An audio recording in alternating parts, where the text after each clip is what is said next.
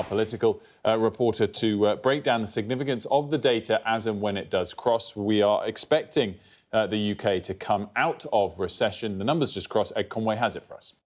We are out of recession. The numbers have just arrived. In fact, out of recession and growing faster than expected. So the economy grew by 0.6% in the first quarter of the year, according to the data from the Office for National Statistics. That obviously follows a period when the economy was shrinking. That's, what the technical definition of a recession is, when you're shrinking for 2 quarters in a row, for 6 months period. That was the case, but now these numbers show that the UK has bounced out of that very quickly, and 0.6%, actually faster growth than many economists had expected. The consensus forecast was 0.4%, to give you a sense of that, and the consensus forecast for the year was basically flat, 0%. Now there is a little bit of growth, so 0.2%. So I imagine the government will be very happy to see this. They've been waiting and hoping for some time that these numbers would be positive. And yeah, what I can tell you is they are more positive than expected.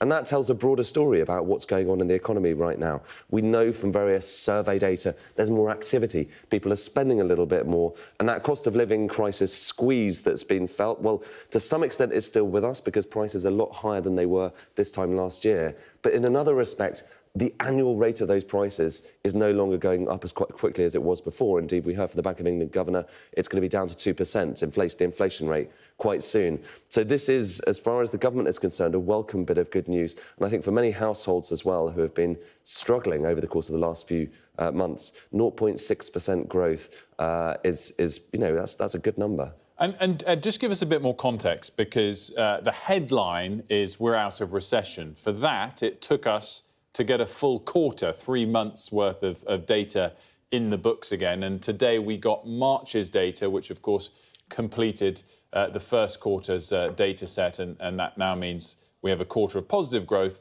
after 2 quarters that put us into recession, Q3 and Q4 last year. The month itself that we got today of 0.4% for March was also quite a lot better than what we were expecting, 2 or 3 weeks ago?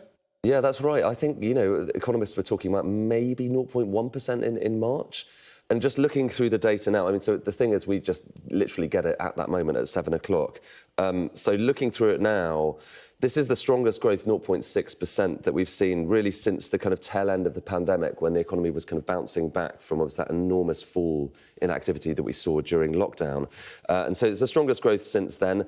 And frankly, also, well, 0.6%, that's not bad. Even by the standards, recently we've kind of been getting used to quite weak growth each quarter, OK? But if you take 0.6, 0.7% in that kind of range, that might be what people kind of tend to think of as trend growth. So what you might hope for from the economic activity you tend to see in the economy. And just to remind people, what are we talking about here? Why does this 0.6% matter? It matters because this is the best measure of how much activity is going on in the economy. Our spending, our earning, all of that. Gross domestic product, there are many problems with this as a statistic, but the benefit of it is it's giving us the broadest sense of how well or how badly we are doing in terms of activity, in terms of how well we're earning. It's just how well off the economy is, how much money we're generating each quarter.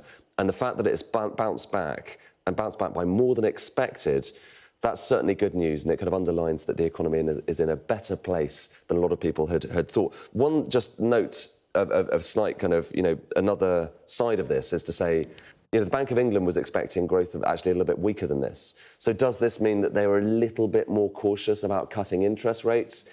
Who knows? The big question there is what happens to inflation. And on that, we'll also get inflation numbers coming out in a couple of weeks' time as well, which are going to show us what happened to inflation in April. And there, actually, the expectation is it gets down to 2%. So if that does get down to 2%, that's the Bank of England's target, then that does potentially mean the bank can start cutting interest rates quite soon.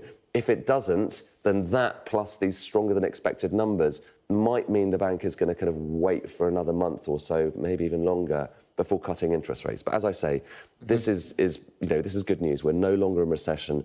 Stronger than expected growth. The economy is doing better than it has been for a good few years now, and that's something to be celebrated.